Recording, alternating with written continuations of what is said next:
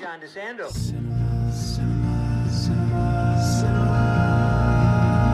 Classics, let's go to the movies and share some popcorn, soda pop with our friends.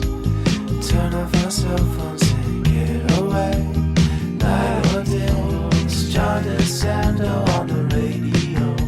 We'll watch the credits from up high and low. Cinema Classics on. Cinema Classics is produced and hosted by John DeSando. Listen to shows Thursdays at 8:01 p.m. on WCBE 90.5 FM. And listen to shows and read reviews online at WCBE.org. I'm John DeSando, I am Jordan Hanalami. and this is Cinema Classics.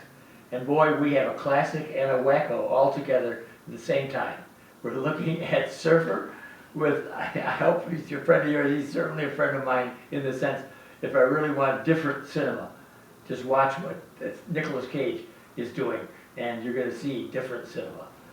Yeah, and between the movie you're watching and then just over the course of his career, I honestly, thinking about it before coming over today, I really don't know that if any actor has ever had the breadth of variance in the genres and all the different things that he covers. So let's talk about that in the podcast. Meanwhile, we have a film to do, which is called The Surfer. Yeah, Hadn't always thought about him as a surfer, absolutely not. but he's playing it. That's what he does to us. George, what is this all about? Well, it's definitely there's a lot going on for sure. I think we're okay saying that. But it plays. It starts playing it somewhat straight. It's a somewhat straightforward story in the terms of a man with a son wanting to go surfing. But there's that sounds like a light and fun type of storyline, but it's pretty clear from the start that the son's not comfortable. They're not welcome where they're wanting to go surf. And Nicolas Cage has been out of his element in terms of the people that they're running into as they try to go surf this beach. And as you're mentioning it, think about it. We don't have a name for him. He's just called the surfer. Yeah. We don't have a name for the son. Yeah. It's just the son. Now that's a tip-off to me immediately that we're in the realm of allegory. Mm-hmm. I mean, this is going to relate to. Yep. You don't have to surf to relate to what's happening to this guy as he faces these bullies. Yep. And you're already starting to get a little bit of flashback stuff. That's right, yeah. Early on, and so it's pretty clear that you are going to be in for a ride. So you have these bullies, and they're of all ages, it seems. Mm-hmm. Yep. You have a half dozen of them. Yeah, and he's there's a whole there's certain elements of it that are just kind of a movie that's well done like this, which I'll just say right off. I really like this movie. Yes. When you have these kind of things, you have subtle moments that aren't explained right away that leave you questioning stuff. For instance, in this case, they're in an Australian beach. He's talking about trying to buy his childhood home. Overlooking They're all the beach. around Australians, but he's not pretending to have an Australian accent or anything, and eventually they talk about some of that, but there's some of those things that they leave you hanging for a bit and making you feel like you're questioning stuff, what's going on, what's real. George, 2 points here. First of all, as far as I can understand, he spent most of his time in LA, so that it kind of effaced his accent. Mm-hmm. But I don't think Nicolas Cage cares anyway to have an Australian accent. No, for sure. It is definitely a part of it. I just like that movies like this, they start finding ways to put you off kilter Oh, right. from the beginning in subtle ways, and then it obviously gets way more extreme as the rest of the movie goes on. This is in the Australian New Wave, 1970s, Walkabout and Picnic at Hanging Rock are a couple that come out, right? Yeah. Where there's an uncertainty that you're talking about is built right in to the screenplay. Mm-hmm. And if you start having questions, you should. Yeah. Because they like to test you with that. Yep. They like to pull in history, and they like to do some almost dreamy stuff. Mm-hmm. But yeah, you caught it just right. For me, after the first 15 minutes or so, I say, why didn't the guy get out of there? Mm-hmm. But he's not going to, because the movie doesn't work unless he stays there. For sure, there's definitely a stubbornness. Oh. You know, for a little while it's him just wanting to stay, but then it transitions into him needing to stay, wanting to get answers for certain things, but then also, as the movie progresses, does he have a choice but to stay? I know, and you can imagine in front of his son. Yeah. Although, I tell you, I think that's overplayed because there are enough guys there that only Bruce Lee would have stayed there. Mhm. You know, I just. Oh, for sure, yeah. The reason, so you begin to question Right. his sanity, understanding in a human level that he's embarrassed, that Mhm. he'd like to show his son that he could, but you can't defend yourself against a half dozen thugs. Right. You know, and so that's, yes, what you're talking about, which I love about these Australian movies, is they just leave you.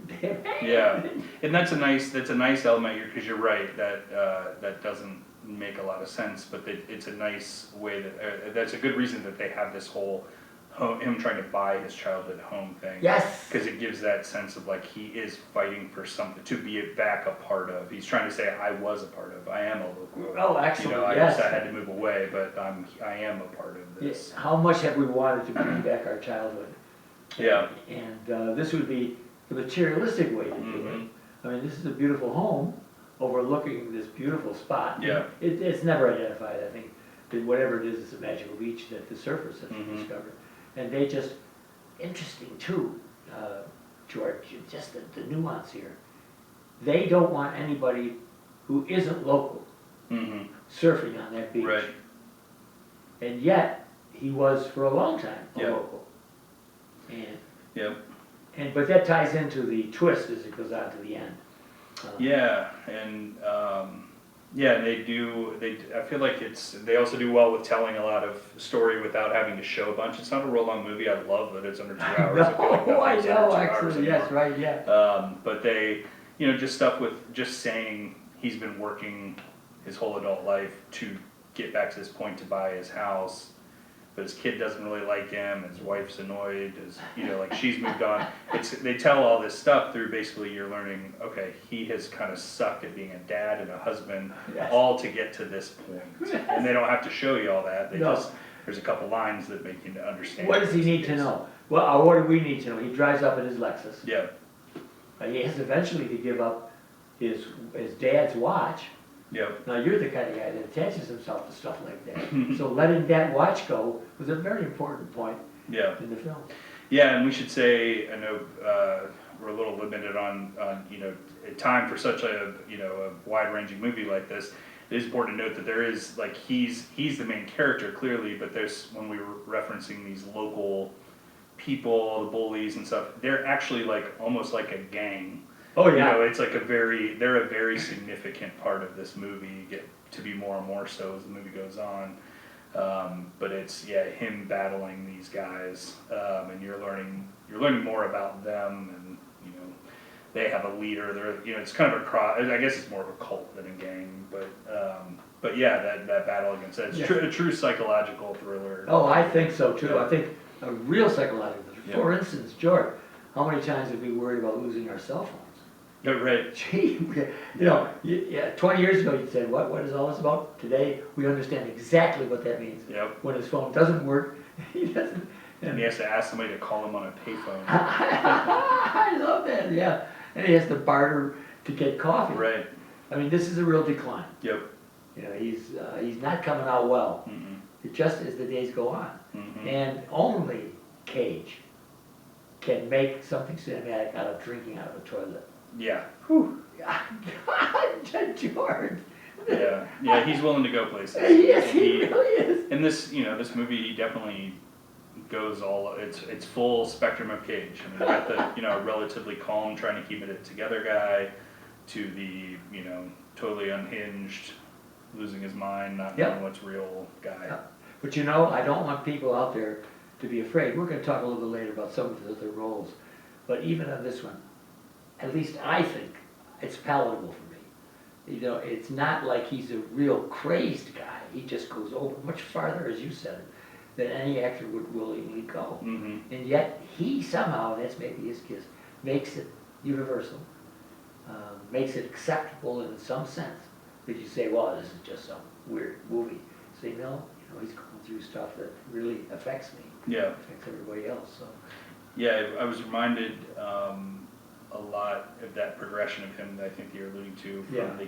the Game with Michael Douglas, where he starts out as this relatively normal, successful Great business guy, and then he just keeps getting, these situations keep happening and keep driving him into these, like, pushing his own boundaries and how far will he go, you know, with certain things and stuff. It just reminded me a lot of that. Well, no, that progression. I think you're so right. And look, this is a movie. A movie compresses. But he is going through on this beach for 1 day or 2 days might happen a whole lifetime, that deterioration that we're talking about. You're starting high on the hog, and then all of a sudden, you're losing things as you go along the way. And so that's what I love about movies, is that in an hour and a half or so, we're able to experience what is a life-changing experience for this guy, that for most of us would take a long time. But for the purposes of a movie, and we have to believe it, this happens in a very short time. Yeah. And this is, Yeah, it feels very real time. Oh. I mean, it takes, you know, it's a few days, but it feels very, like you're along for all of it. All right, Jordan Hanalani, our audience has to go to our podcast. This is wcbe.org. On the podcast experience, it's going to be Double Take. What do you recommend to people out there who are hungry for a good movie? I think The Surfer is a great one to go see. I think it's a great one to go see in a theater if you can. There's a lot of great visuals. Oh, and it's a movie to get immersed in. Yes. And it's a good, you know, just a really good independent movie to support theaters and movies and such. I just think it's a really fun, in its own way, movie that is worth seeing on I big think screen. kids older than 8, with a little bit of chatting with them, could understand what's good about this movie. Rather than because they're so used to thuggishness. These guys are thugs, but they're, in particular that leader, really scary. Yeah. I'm John DeSando. Cinema, cinema, cinema, cinema. Classics, let's go to the movies and share some popcorn, soda pop with